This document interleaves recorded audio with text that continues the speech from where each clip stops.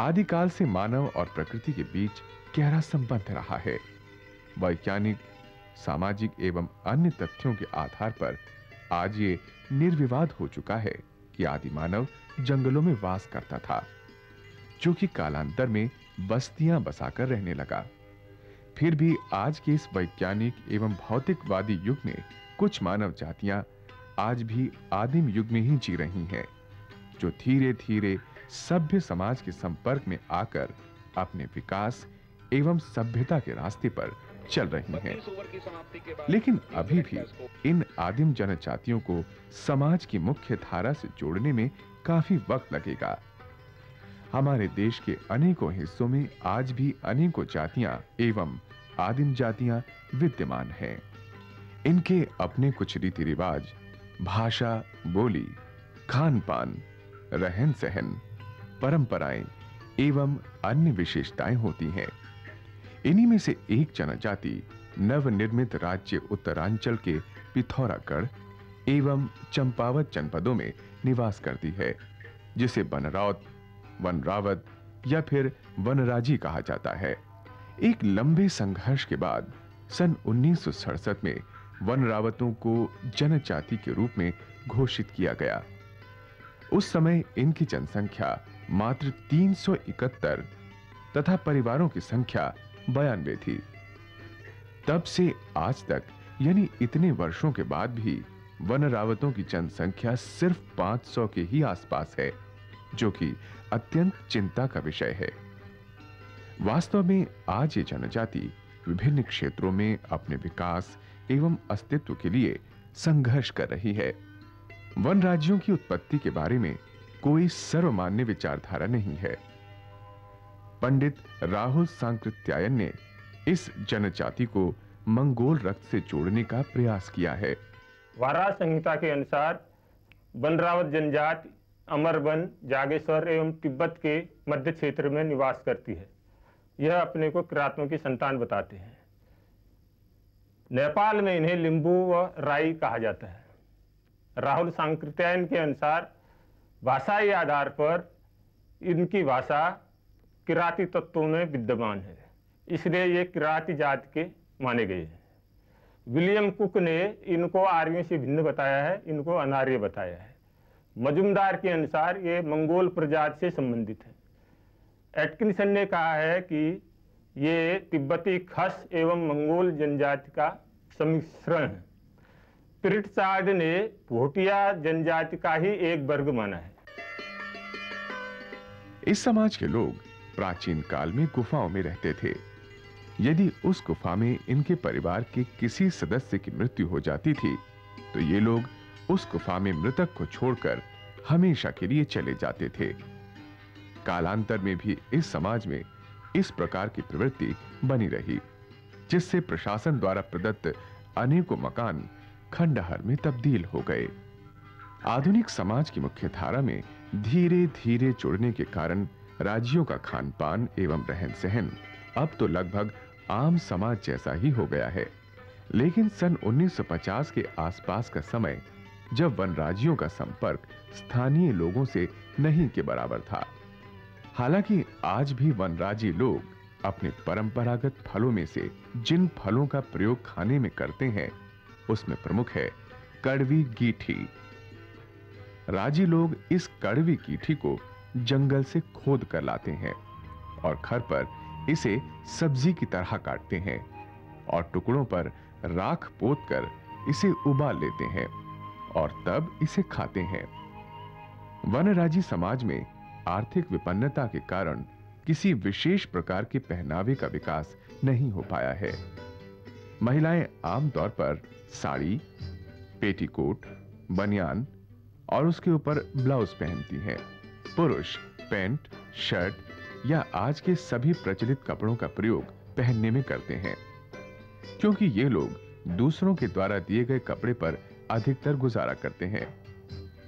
ये राजी बच्चियां जिन कपड़ों से अपना शरीर ढकने की कोशिश कर रही हैं, ये कपड़े मालपा कांड के मृत शवों के हैं।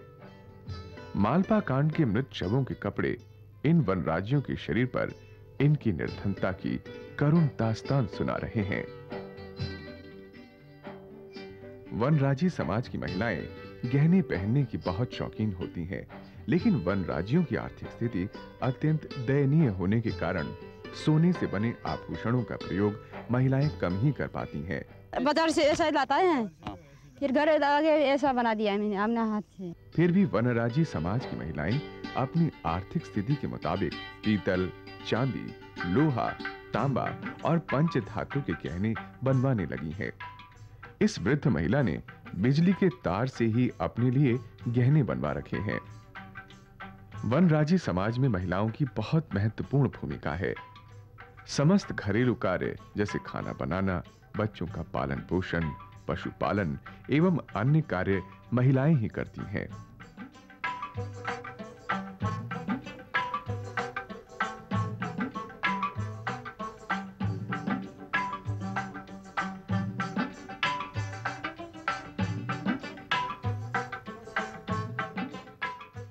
खाना बनाने के लिए लकड़ी एवं जानवरों के लिए चारा जुटाने का कार्य आमतौर पर महिलाएं ही करती हैं। खेती बाड़ी का अधिकांश कार्य महिलाएं ही करती हैं।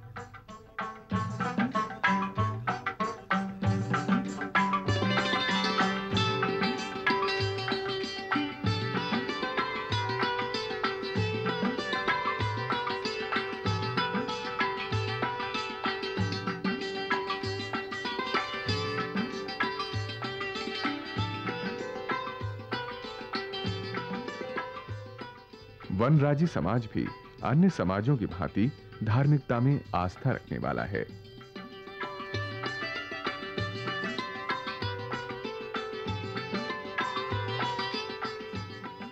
इनके प्रमुख इष्ट देवताओं में घड़ेनाथ, मणिनाथ, मल्लिकार्जुन और मलयनाथ हैं, जिन्हें प्रसन्न रखने के लिए वनराजी लोग बकरे और मुर्गे की बलि भी देते हैं। बछड़े के गले में बंधी यह घंटी घड़ेनाथ को चढ़ाई जाती है। अपने इन पारंपरिक देवताओं के अतिरिक्त वनराजी लोग अन्य देवी देवताओं की भी फोटो अपने घरों में लगाने लगे हैं। वन रावतों का निवास स्थान पर्वतीय अंचल होने के कारण शुद्ध वायु एवं जल पर्याप्त मात्रा में मौजूद है। लेकिन कुपोषण का शिकार होने के कारण इनका स्वास्थ्य खराब होता रहता है।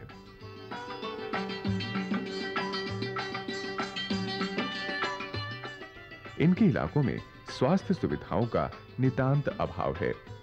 इनके गांवों के आसपास सरकारी अस्पताल न होने के कारण ये लोग अपना इलाज ठीक ढंग से नहीं करवा पाते हैं। अस्पताल दूर होने के कारण कभी-कभी गर्भवती महिलाएं अस्पताल जाते समय रास्ते में ही मौत की शिकार हो जाती हैं। एक बीमार वनराजी महिला सुबह से मीलों पैदल चलकर दोपहर 1 बजे डीडी हार्ट अस्पताल पहुंची, पर उसे देखने के लिए कोई भी डॉक्टर वहां उपस्थित नहीं था, जबकि अस्पताल में सुबह से ही मरीज डॉक्टरों के इंतजार में खड़े थे। जब पिथौरागढ़ जनपद के बड़े अस्पतालों का ये हाल है, तो वनराजी गांवों के आसपास स्वास्थ्य सुविधाओं का क्या हाल होगा, इसकी कल्पना इसी से की जा सकती है। आधुनिक इलाज के साथ साथ वन रावत अभी अपने परंपरागत इलाज में भी विश्वास करते हैं। ये लोग सामान्य रोगों का इलाज जड़ी बूटियों से ही कर लेते हैं।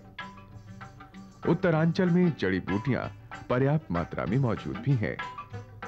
आर्थिक बदहाली के कारण ये जड़ी बूटियां इनके लिए सोने में सुहागा का कार्य कर रही हैं। इस जनजाति में बच्चे के जन्म पर किसी भी प्रकार के संस्कार का प्रचलन नहीं है। कुपोषण, अशिक्षा और भूख से बच्चों की मृत्यु दर अधिक होने के कारण इस समाज में बच्चों का नाम 6 महीने बाद रखा जाता है।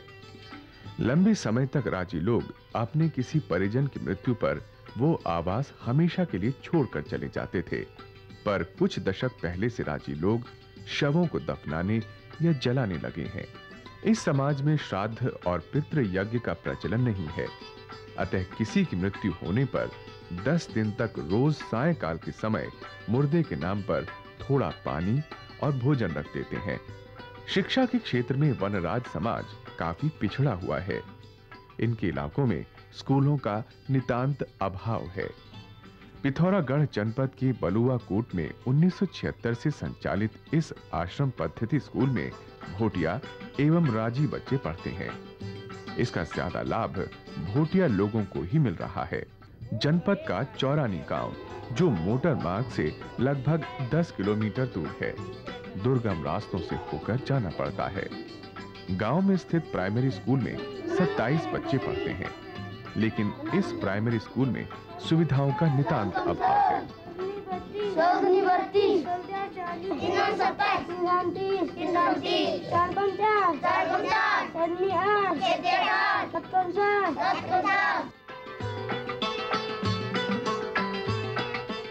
पिथौरागढ़ जनपद के जौल जीवी में सीमांत अनुसूचित जाति एवं जनजाति सेवा संस्थान द्वारा भारत सरकार के जनजातीय मंत्रालय के सहयोग से संचालित राज्यों के लिए बने इस आवासीय विद्यालय में 55 बच्चे पढ़ते हैं। मंत्रालय द्वारा पैसा न मिलने के कारण इस विद्यालय को बंद करना पड़ रहा है। इस समाज में अंधविश्वास भी प्रचुर मात्रा में विद्यमान है। राज्य लोग अपने घरों को भूत, प्रेत और बुरी नजर से बचाने के लिए अपने घरों के बाहर एक विशेष प्रकार का कांटेदार पेड़ लटका देते हैं। इसी प्रकार प्रकृति और बिजली के प्रकोप से बचने के लिए घरों के ऊपर कैक्टस उगा देते हैं। बच्चों व मवेशियों को बाघ से बचाने के लिए राजी लोग द्वार पर जुआ टांग देते हैं। उनका मानना है कि बाघ जुए के नीचे से नहीं गुजरता है, क्योंकि वो इंसान का बैल नहीं बनना चाहता। राजी समाज में न्याय व्यवस्था आधुनिक कानूनों के ही अनुसार चलती है। हालांकि इस समाज में झगड़े या विवाद बहुत कम होते हैं। यदि होते भी हैं तो ये लोग आपस में मिलजुल कर इसे सुलझा लेते हैं। वन राज्यों की कोई लिखित भाषा नहीं है। इनका समस्त लेखन कार्य हिंदी में होता है, लेकिन इनकी अपनी बोली अलग है। बात तो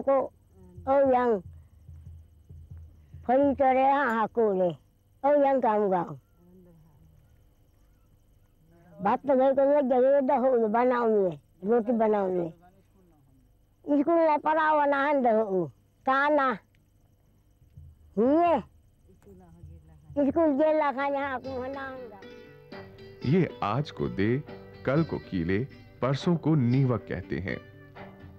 इस प्रकार ये लोग अपनी बोली में विभिन्न शब्दों को अलग अलग नामों से जानते हैं। वन राज्यों का अपना कोई लोकगीत या लोक नृत्य नहीं है, लेकिन अन्य समाजों के संपर्क में आने के बाद हिंदी और कुमाऊनी भाषा के लोकगीतों एवं लोक नृत्यों के प्रति आकर्षित होने लगे हैं।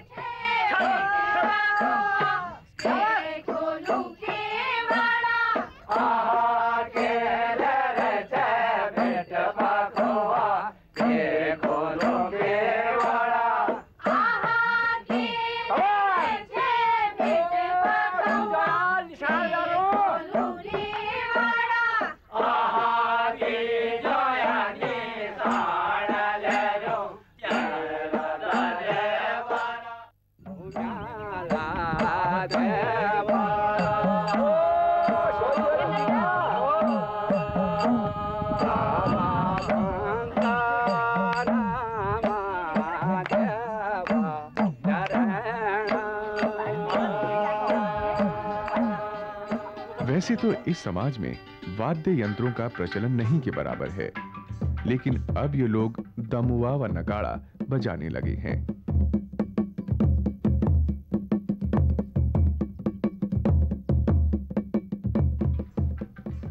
राजी समाज की अर्थव्यवस्था का कोई ठोस आधार नहीं है। खेती लायक भूमि इनके पास नहीं के बराबर है। जो है भी वो सिंचाई की सुविधाओं से वंचित है।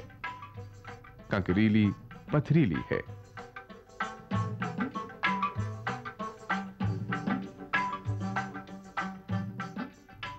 लकड़ी की चिराई एवं मेहनत मजदूरी ही इनकी कमाई का मुख्य जरिया है।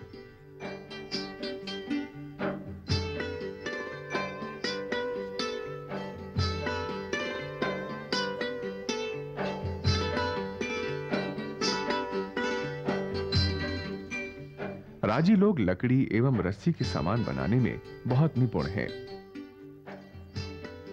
ये लोग पाली, हल, चुआ एवं अन्य प्रकार के उपकरण बनाते हैं।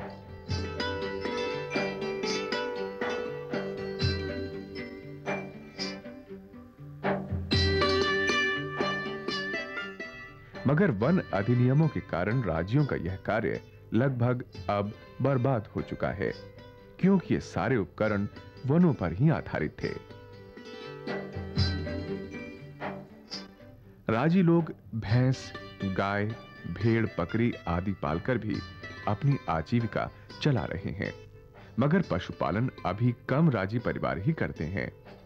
इन समस्त साधनों के अतिरिक्त वन रावतों की आजीविका का प्रमुख साधन मजदूरी है। ये लोग लकड़ी की कटाई एवं चिराई का काम प्रमुखता से करते हैं। नेपाल के नजदीकी गांवों के वन रावत मजदूरी के लिए नेपाल जाते हैं।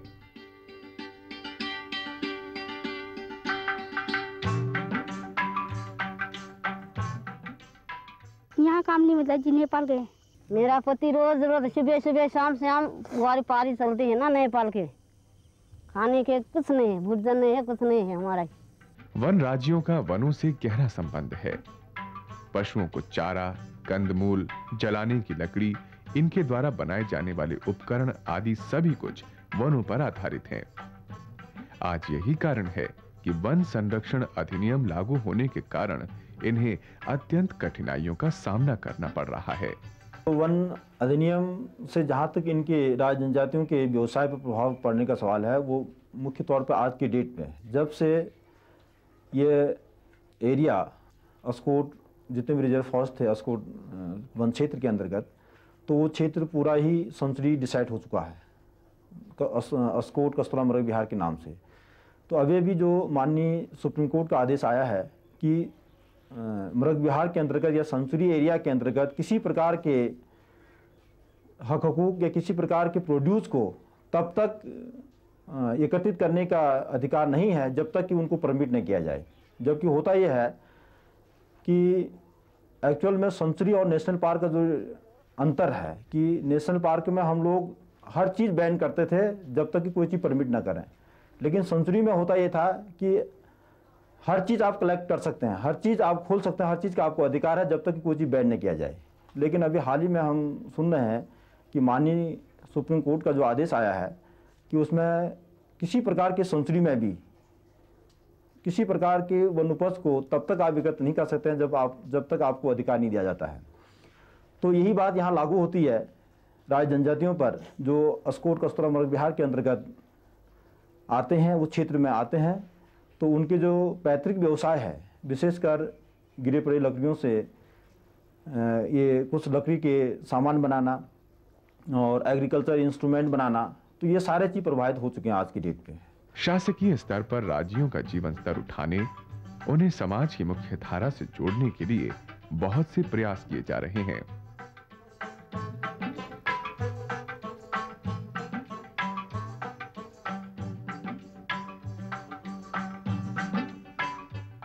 आज प्रत्येक गांव में अधिकांश राजी परिवारों को इंदिरा आवास योजना के अंतर्गत मकान उपलब्ध कराया जा रहा है।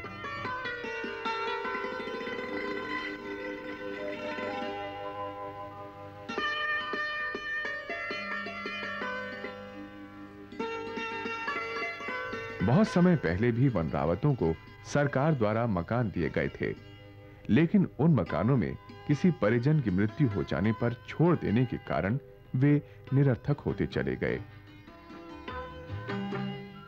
आज इसी समाज के गगन सिंह रजवार उत्तरांचल की वर्तमान विधानसभा में धारचूला विधानसभा क्षेत्र से विधायक हैं, जो अपने समाज के विकास के लिए काफी प्रयत्नशील हैं।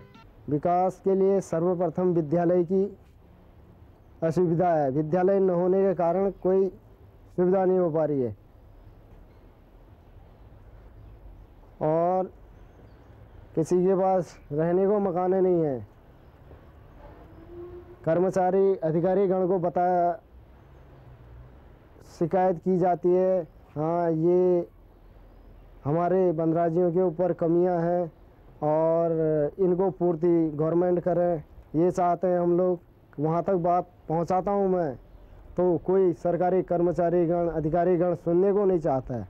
धारचूला ब्लॉक के किमखोला गांव में खड़ंजा तो बना दिया गया है, लेकिन इस पर मिट्टी नहीं डाली गई है। पेयजल के लिए नल बिछा दिया गया है, पोस्ट बना दिया गया है, लेकिन राज्यों को प्यास बुझाने के लिए परंपरागत जल स्रोतों पर ही निर्भर रहना पड़ता है। वन राज्यों के गांवों का सरकारी फाइलों में बहुत तेजी से विकास हुआ है, लेकिन असलियत में इन गांवों की स्थिति बहुत दयनीय है। 15-20 साल पहले जिन राजी गांवों में बिजली के खंभे लगा दिए गए, उन खंभों का लाभ आज भी राजी परिवारों को नहीं मिल पाया। बिजली के लिपटे तार जगह जगह दिखाई देते हैं। बिजली विभाग एक भी बल्ब निशुल्क राजियों को देने को तैयार नहीं है।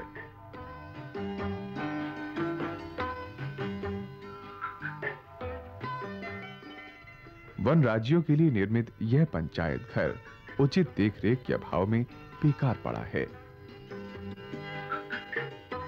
भूख, गरीबी, कुपोषण और बेरोजगारी के कारण वन राज्यों की स्थिति चिंताजनक बनी हुई है। राजी गांवों में जाने के लिए रास्तों का नितांत अभाव है। उन्हें मार्केट से सामान लाने के लिए काफी दूर जाना पड़ता है।